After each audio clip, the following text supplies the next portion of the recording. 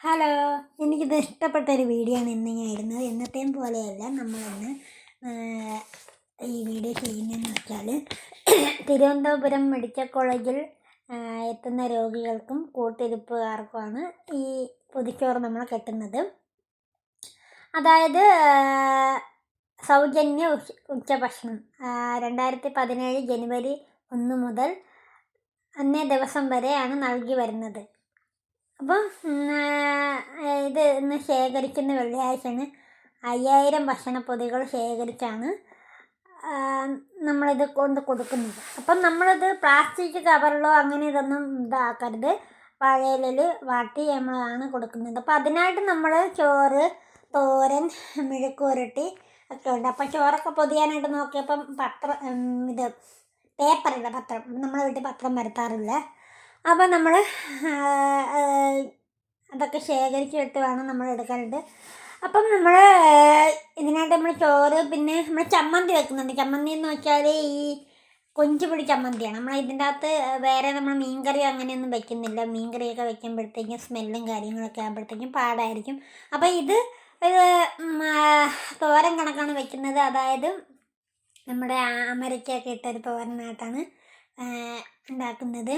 പിന്നെ നമ്മൾ തേങ്ങ ചിരകിയത് എടുത്തിട്ടുണ്ട്. അത് നമുക്ക് ഇതിന് ഈ തോരത്തിന് നമ്മൾ അരപ്പെടുക്കുന്നു. അങ്ങനെ അപ്പുറത്തെ വീട്ടിൽ പോയി വാഴയിലൊക്കെ വെട്ടിക്കൊണ്ട് വന്ന് അപ്പം നമ്മൾ 2 പൊതി ചോറാണ് കൊടുക്കുന്നത്. അപ്പം എനിക്ക് ഇത് പേഴ്സണലി എനിക്കിഷ്ടമാണ് ഇങ്ങനെയൊക്കെ കൊടുക്കുന്നതൊക്കെ ഭയങ്കര ഇഷ്ടമാണ്. ഞാനും തിരുവനന്തപുരത്ത് ആശുപത്രിയിൽ എൻ്റെ നാത്തന് ഡെലിവറി സമയത്ത് കിടന്ന സമയത്തും അല്ലാതെ എനിക്ക് സർജറി ആയി കിടന്ന സമയത്തൊക്കെ നമുക്ക് പൊതിച്ചോറിന് നമ്മൾ ഒരുപാട് വെയിറ്റ് ചെയ്തിട്ടുണ്ട്. അത് ക്യൂ നിന്നൊക്കെ മേടിച്ച് കഴിക്കാനും ഒരു ഇതില്ലാതെ മടിയില്ലാതെ നമ്മളത് നല്ല സ്വാദോടെ നമ്മൾ കഴിച്ചിട്ടുണ്ട്. ഇങ്ങനെ ഞാൻ അപ്പുറത്തെ വീട്ടിലാണ് പോയി പത്രം മേടിച്ചത്. എൻ്റെ ഒരു കൂട്ടുകാരി ചേച്ചിയുണ്ട്, നമ്മളെ റിലേറ്റീവ് തന്നെ. അപ്പോൾ ആ ചേച്ചി അങ്ങനെ പത്രമൊക്കെ എടുത്തുകൊണ്ട് വന്ന് അങ്ങനെ അതെല്ലാം നമ്മൾ കറികളൊക്കെ എല്ലാം വാഴയിലയിൽ പൊതിഞ്ഞ് അച്ചാർ, തോരൻ, മെഴുക്ക് പുരട്ടി, ചമ്മന്തി, പിന്നെ ഇത്രയേ ഉള്ളട്ടെ. അപ്പം ഉള്ളത് കൊണ്ട് ഓണം പോലെ എന്ന് പറഞ്ഞതുപോലെ നമ്മളിതെല്ലാം വെച്ചിട്ടുണ്ട്.